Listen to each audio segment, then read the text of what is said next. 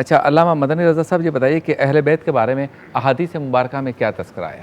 بسم اللہ الرحمن الرحیم۔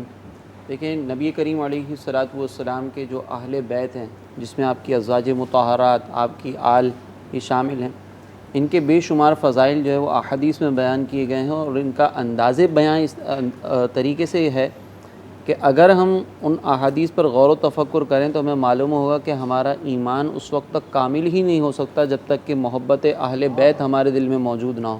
واہ، میرے آقا علیہ الصلوۃ والسلام نے ایک مقام پر ارشاد فرمایا کہ میرا جو جامہ ہے جس سے میں راحت حاصل کرتا ہوں وہ میرے اہل بیت ہیں، اور میری جماعت جو ہے وہ انصار ہیں۔ تم ان کے بروں کو معاف کرو اور ان کے اچھوں سے بھلائی کو قبول کرو۔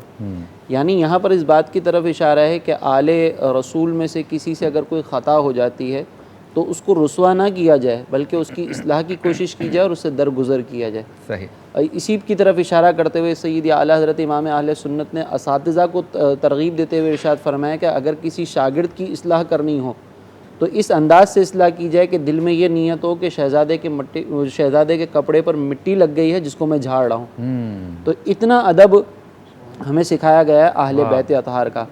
ایک اور مقام پر نبی کریم علیہ الصلوۃ والسلام نے بڑے نفیس انداز سے اہل بیت کی اہمیت کو واضح طور پر بیان فرمایا کہ میں تمہارے درمیان دو چیزیں چھوڑے جا رہا ہوں، ایک کتاب اللہ اور دوسری میری اہل بیت۔ اب سوال یہاں پہ یہ پیدا ہوتا ہے کہ جب کتاب اللہ میں ہر چیز کا روشن بیان ہے تو پھر اہل بیت کے وجود کی کیا ضرورت ہے، ان کی طرف اشارے کی کیا ضرورت پیش آئی؟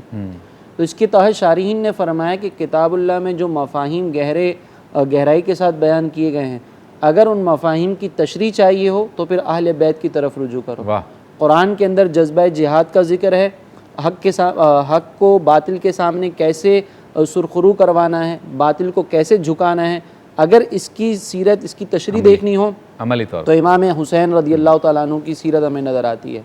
اسی طرح اگر مسلمانوں کے درمیان صلح کی ترغیب دی گئی ہے قرآن مجید میں، اس کی عملی تصویر امام حسن رضی اللہ تعالیٰ عنہ کی ذات میں نظر آتی ہے۔ حیا کا تذکرہ ہے، نگاہوں کو جھکانے کا تذکرہ ہے، پردے کا تذکرہ ہے، تو اس کی سیرت، اس کی تشریح جو ہے وہ سیرت فاطمہ الزہرا رضی اللہ تعالیٰ عنہ میں نظر آتی ہے۔ جہاں شجاعت و بہادری کا ذکر ہے قرآن میں، جہاں مسلمانوں کو یہ ترغیب دی گئی کہ بہادری کو اپنائیں، تو اس کی تشریح جو ہے وہ بہادری کیسی ہونی چاہیے، علی المرتضیٰ رضی اللہ تعالیٰ عنہ میں نظر آتی ہے۔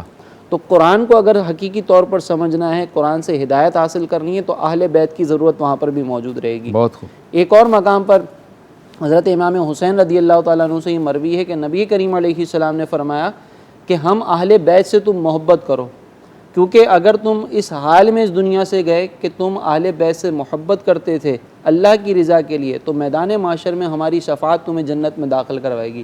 اور یہ یاد رکھو کہ کسی بھی شخص کو اس وقت تک اس کا عمل فائدہ نہیں دے گا جب تک کہ وہ ہمارے حق کی معرفت حاصل نہ کر لے۔ یعنی مراد یہ ہے، اب آپ ذرا غور کریں کہ جو عمل ہے وہ فائدہ نہیں دیتا، اس وقت فائدہ نہیں دیتا کہ جب انسان کا ایمان جو ہے وہ ناقص ہو جائے، اس کے ایمان میں کوئی کمی آ جائے۔ تو سرکار دو جہاں صلی اللہ علیہ وسلم نے فرمایا کہ کسی کو بھی اس وقت کا عمل اس وقت تک فائدہ نہیں دے گا جب تک دل میں محبت اہل بیت نہ ہو۔ یہ اس بات کی طرف اشارہ کر دیا گیا کہ محبت اہل بیت ایمان کی پختگی کے لیے انتہائی طور پر ضروری ہے، اگر یہ نہیں ہے تو پھر کچھ بھی نہیں۔ ایک اور مقام پر ایک حدیث مبارکہ میں سرکار دو جہاں صلی اللہ علیہ وسلم نے ارشاد فرمایا کہ میرے اہل بیت جو ہے وہ کشتی نوح کی مانند ہے، جو ان کے ساتھ سوار ہوگا یقیناً وہ کامیاب ہوگا۔ اب آپ اس پہ غور کریں کہ ایک طرف صحابہ کو ارشاد فرمایا کہ میرے صحابہ ستاروں کی مانند ہیں، اور ایک طرف فرمایا کہ اہل بیت جو ہے وہ کشتی کی مانند ہے۔ اگر کوئی کشتی میں سوار ہو اور ستارے موجود نہ ہو تو اس کے گمراہ ہونے کے چانسز ہوتے ہیں، لیکن اگر کشتی ہی نہ ہو تو اس کی تباہی کے چانسز ہوتے ہیں۔ یعنی اس بغض صحابہ انسان کو گمراہی اور کمزور ایمان کی طرف لے کر جاتا ہے، لیکن بغض اہل بیت انسان کی ایمان کو ہی تباہ کر دیتا ہے۔ لہٰذا اہل بیت اطہار کی جو اہمیت، جو فضیلتیں قرآن و حدیث کے اندر بیان کی گئی ہیں، یہ اس بات کی طرف اشارہ کرتی ہیں کہ ہمیں محبت اہل بیت اپنی ایمان کا حصہ بنا کر رکھنا ہے۔ اگر اس میں کمی ہوگی، اس کے اندر کجی ہوگی تو پھر ہماری آخرت بھی ضائع ہوگی، ہماری دنیا بھی تباہ ہوگی۔